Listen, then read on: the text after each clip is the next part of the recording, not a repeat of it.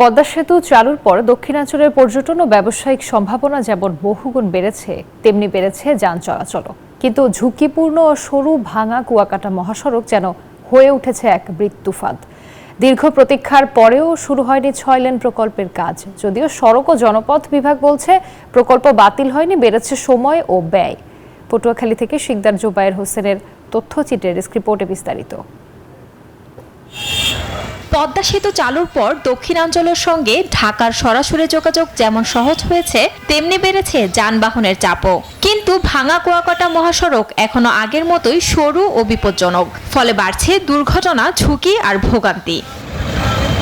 Bundle থাকলে প্রতি সেনমানিতে টাকা বাঁচবে। বিকাশ সেনমানি বান্ডেল কিনে জিতুন প্রতি লেনদেনে।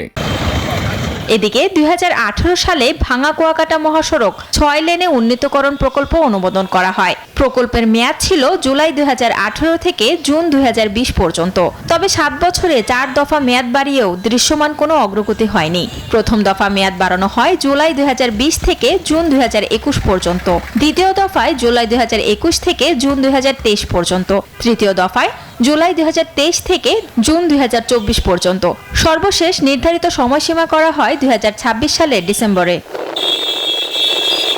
দফায় দফায় সময় বাড়ানোর ফলে প্রকল্প বাতিল হয়েছে এমন ধারণা তৈরি হয় জনমনে। আমরা যেখানে যাবো লাগে 3.5 ঘন্টা, 4 ঘন্টা, সেখানে আমাদের যাত্রীদের আমরা ভোগান্তি হয় 6 ঘন্টা লাগে, 5 ঘন্টা লাগে। কিন্তু ডবল ফুল লাইন হইতো অথবা রাস্তাটা একটু বড় হইতো, দুর্ঘটনাটা এত হইতো না। বাস্তবায়নের হওয়ার পথে ছিল, বাট এই লাস্টের আমরা এই ধরনের কোনো পদক্ষেপ দেখতেছি না।